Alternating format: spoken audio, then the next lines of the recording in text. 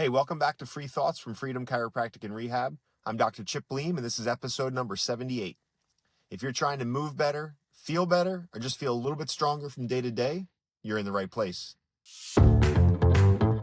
You may never know how strong you are until you need to be. In the immortal words of the great philosopher Marley, you never know how strong you are until being strong is your only choice.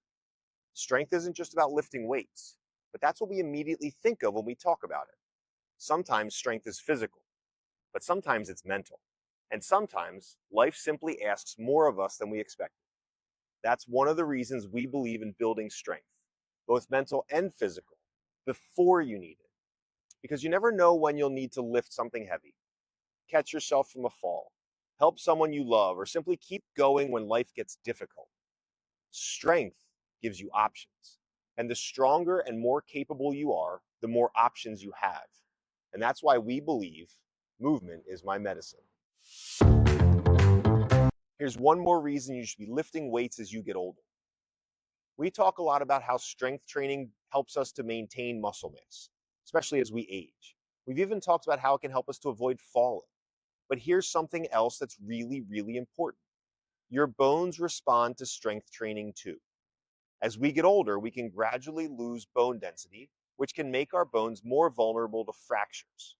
Resistance training puts healthy stress on your bones, giving your body a reason to maintain and strengthen them. And stronger muscles can help you move better, maintain your balance, and handle the demands of everyday life. So strength training isn't just about building bigger muscles. It's about building a body that's more resilient. The goal isn't to become a bodybuilder. The goal is to stay strong enough to keep doing the things that you love. Remember, movement is my medicine. Sometimes the best thing you can do is stop. Here's some good news that one of our patients shared. See, he works a very physically demanding job. He also does a lot of strength training on his own. But this week he decided to take a break from it and get some extra rest. And something really interesting happened for him. His elbow pain was cut in half. Now, that doesn't necessarily mean that exercise is bad. That's not what we're saying. And it certainly doesn't mean that you should stop moving whenever something hurts. But sometimes we get so focused on pushing through that we often forget something important.